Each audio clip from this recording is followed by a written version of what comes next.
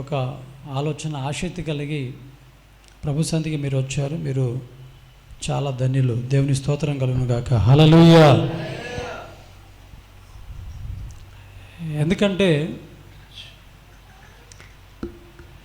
ఈ లోకంలో మనం అన్నీ సంపాదించుకున్న మన జీవితంలో ప్రభు లేకపోతే సరైన భక్తి జీవితం లేకపోతే ఎన్ని సంపాదించుకున్నా కూడా అన్నీ కూడా వ్యర్థమైపోతాయి. ప్రాముఖ్యంగా మన యొక్క ఆత్మీయ జీవితాన్ని మనం బలపరుచుకోవడం కొరకు మరి ఆల్ నైట్ ప్రేయర్ అనేది ఏర్పాటు చేయడం జరిగినది. అదేవిధంగా మన కొరకు, అదేవిధంగా సంఘం కొరకు, సమాజం కొరకు, ఇంకా నశించిపోతున్నటువంటి వారు చాలామంది ఉన్నారు. వారందరి కొరకు ప్రార్థన చేయడానికి మరి ప్రార్థన కూడిక కొంచెం భారమైన ఖర్చు అయినా ఏర్పాటు చేయడం జరుగుతూ ఉన్నది. మరి కొందరు దీనిని నిర్లక్ష్యంగా తీసుకొని అజ్ఞానం వల్లే దేవుడిచ్చినటువంటి సమయాన్ని పోగొట్టుకుంటున్నారు. మీరైతే అలా కాకుండా ప్రభు ఇచ్చినటువంటి సమయాన్ని చక్కగా సద్వినియోగపరుచుకుంటున్నారు. చాలా సంతోషం. దేవుని స్తోత్రం చెప్తారు గట్టిగా ఒకసారి ఒక తండ్రి తన కుమారుడితో చెప్తా ఉన్నాడంట. కుమారుడిని పిలిచి, ఇస్సాకులాగా నువ్వు అడిగి వెళ్ళి నా కొరకు ఏదన్నా జింకను కానీ, కుందేలు కానీ, లేకపోతే ఏమన్నా ఆహారానికి దొరికేమన్నా తీసుకొని రాయా వేటాడని చెప్పేసి కుమారునికి చెప్పాడంట. కుమారునికి చెప్తే కుమారుడు సరే నాన్న నేను అలాగే వేటాడి తీసుకొస్తానని చెప్పేసి అన్నాడంట. అని అడవిలోకి వెళ్ళాడు. అంతటా కూడా చూస్తూ ఉన్నాడు, ఎక్కడ కనిపించట్లేదు. అలా వెళుతున్నటువంటి సమయంలో ఒక సరస్సు దగ్గర ఇలాగే ఎండ సమయంలో జింక, కుందేలు, పంది అలాంటివి కొన్ని జంతువులు చక్కగా నీళ్లు తాగుతూ ఉన్నాయంట.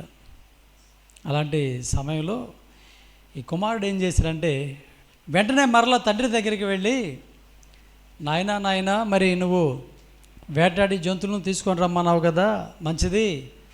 అయితే నేను అడవంతా తిరిగాను, నాకు కనిపించలేదు. ఒక సరస్సు దగ్గర నువ్వు చెప్పిన రీతిగా జంతువులు ఉన్నాయి, మరి ఇంతకీ ఏ జంతువును తెమ్మంటావని చెప్పేసి అడిగాడంట. చెప్పండి, వీడు జ్ఞాన అజ్ఞాన? అప్పుడు తండ్రి అంటాడంట, అరే నీకు చెప్పాను కదా ఏదో ఒకటి తీసుకొని రమ్మని.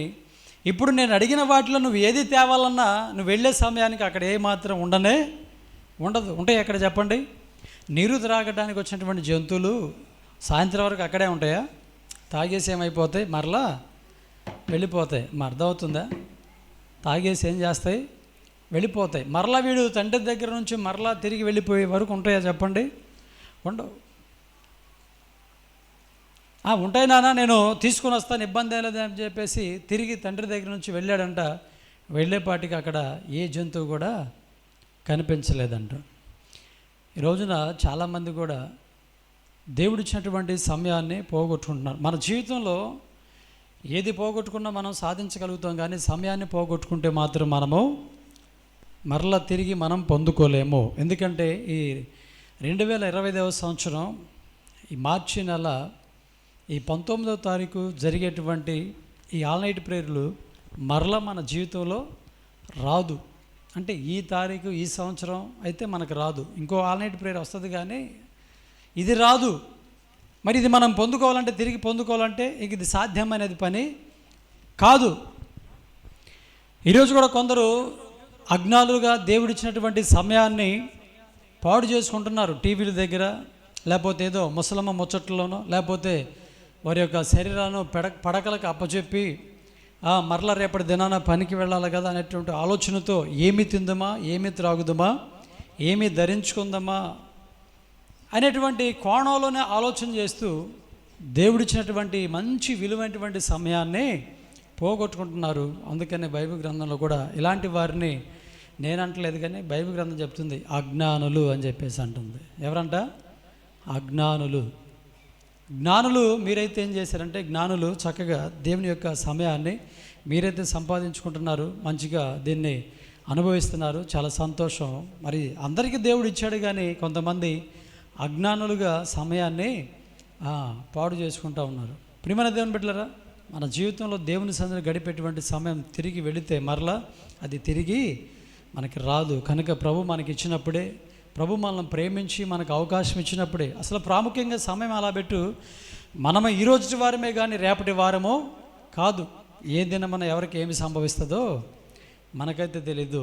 రేపు ఉంటామో ఉండమో, ఈసారి ఆల్నైట్ ప్రేయర్గా మనం ఉంటామో ఓడతామో మనకైతే గ్యారెంటీ లేదు. కనుక మరి ప్రభు ఇచ్చినటువంటి సమయాన్ని మీ జీవితాల్లో కూడా ఏ ప్రార్థనా కూడిక మీరు కూడా మిస్ చేసుకోకుండా ప్రతి ప్రార్థనా కూడికలో చేరి చక్కగా ప్రభుతో కలిసి ఈ విధంగా ముందు కొనసాగిపోవటం ఎంతైనా మంచిది.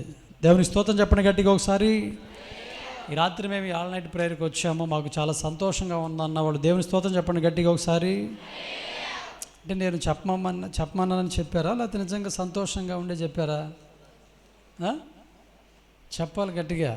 నిజంగా సంతోషంగా ఉండి చెప్పారా, లేకపోతే చెప్పమన్నానని చెప్పారా? ఎందుకు సంతోషం మీకు? ఏమంటే మిరగాలకి వెళ్తే 400 వస్తాయి.